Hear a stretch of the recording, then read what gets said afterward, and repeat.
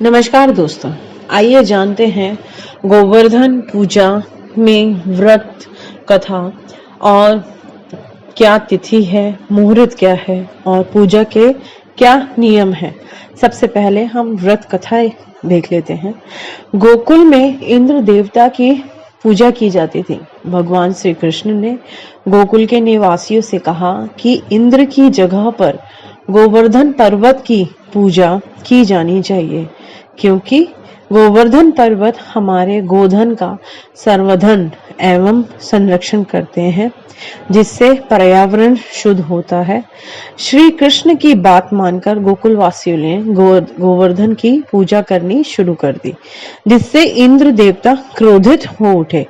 इंद्र देवता के आदेश पर मेघों ने विनाश की वर्षा शुरू कर दी, जिससे सभी गोकुल वासी भयभीत हो गए। तब भगवान श्री कृष्ण ने गोवर्धन पर्वत को अपनी कनिष्ठिका उंगली पर उठाकर सभी गोकुल वासियों को इंद्र के प्रकोप से बचाया। जिस समय इंद्र देवता को ज्ञात हुआ कि श्री कृष्ण भगवान श्री हरि विष्णु के अवतार हैं, तो भगवान श्री कृष्ण से क्षमा याचना की। उस समय से आज तक गोवर्धन पूजा बड़े श्रद्धा और हर्षोल्लास के साथ की जाती है। ऐसी मान्यता है कि भगवान श्री कृष्ण ने इंद्र देवता के अहंकार को तोड़ने के पीछे ब्रजवासियों के द्वारा गोधन एवं पर्यावरण की रक्षा करना था। गाय द्वारा प्राप्त दूध सभी के जीवन में बेहद अहम स्थान रखता है। गोवर्धन पर्वत ब्रज में एक छोटे पहाड़ी के रूप में है। गोवर्धन पर्वतों के राजा और हरि के प्रिय हैं। यह भगवान श्री कृष्ण के समय का एकमात्र स्थायी एवं स्थिर अवशेष है। गोवर्धन पूजा पर्व की तिथि क्या है? यह रविवार 15 नवंबर 2020 में है और पूजा जो है शाम को दोपहर के बाद 3:18 से लेके शाम को 5:25 बजे तक है। गोवर्धन पूजा का जो पूजन समय काल है वो 2 घंटे 7 मिनट है। प्रतिपदा जो तिथि है वो प्रारंभ हो रही है सुबह 10:35 15 नवंबर से और इसकी समाप्ति जो है 16 नवंबर को सुबह 7:05 पर है। कार्तिक मास के शुक्ल पक्ष की प्रतिपदा को गोवर्धन पूजा का पर्व दीपावली के अगले दिन मनाया जाता है। इस पर्व को अन्नकूट के नाम से भी जाना जाता है।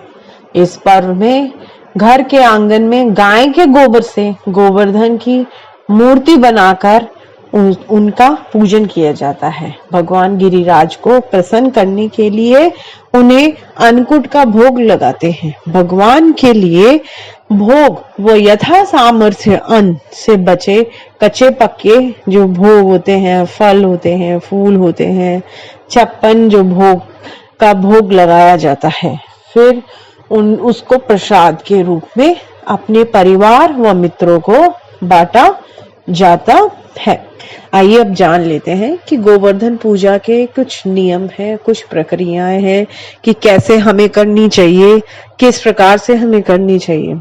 गोवर्धन पूजा वाले दिन भगवान वरुण, इंद्र और अग्नि की पूजा करने की भी परंपरा है। ऐसा माना जाता है कि भगवान की मानव जीवन प्रकृति के मूल तत्वों और संसाधनों पर निर्भर है। इसीलिए हम सभी को अपनी मातृ प्रकृति के प्रति आभार व्यक्त करते हुए सम्मान करना चाहिए। नंबर 1, गोवर्धन पूजा के दिन गोबर से या फिर केवल सुगंधित फूलों से गोवर्धन बनाया जाता है। गोवर्धन पूजा में फल, जल, अगरबत्ती और तर्पण देते हुए सुबह या शाम को की जाती है। कृषि कार्यों में उपयोग किए जाने वाले उपकरण व गाय, बैल और जानवरों की भी पूजा की जाती है। नंबर 2, गोवर्धन जी का एक पुतला जमीन पर गाय के गोबर या फिर केवल सुगंधित फूलों से बनाकर उस पर एक नौसैनिक खड़ा करके एक मिट्टी का दीपक जलाकर रखा जाता है। पूजा के समय मंत्रों का उच्चारण करते हुए दीपक में दूध, दही, गंगाजल, शहद, स्फटिक, शक्कर, ये ऐसे बताशे जिसको बोलते हैं हम, बाद में प्रसाद में वितरित करते हैं।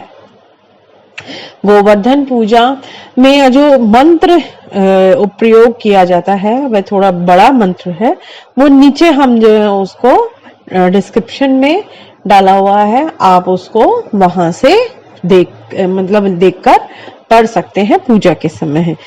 वैसे मैं एक बारी दोहरा देती हूँ। गोवर्धन धरा धार, गोकुल त्राणकारक, विष्णु बाहु, कृतोच्चार्य, गवाम कोटि प्रभोभव, लक्ष्मी आर्य लोक पालानाम धेनु रूपेण संतिता, धृतम वहति यज्ञार्थे मम पापः व्यापो अहतु। तीसरा जो नियम है वो है पूजा के बाद सभी लोगों को गोवर्धन की जो मूर्ति है चारों ओर परिक्रमा करें। चौथा, गोवर्धन पर्वत को भगवान के रूप में जाना जाता है। इस दिन गोवर्धन की पूजा करते समय बच्चों की किताबें और पढ़ाई में इस्तेमाल किए जाने वाले उपकरणों का भी वहां पर रखा जाना शुभ माना जाता है। नंबर 5वां, गोवर्धन पूजा के दिन विश्वकर्मा दिवस भी माना जाता है। इस दिन भगवान विश्वकर्मा की भी पूजा की जाती है। इस दिन उपकरणों के साथ कारखानों और उद्योगों में मशीनों की भी पूजा की जाती है। फ्यूचर एक्सप्लोर आप सभी को खुशहाल गोवर्धन पर्व की बधाई एवं शुभकामनाएं देता है। धन्यवाद।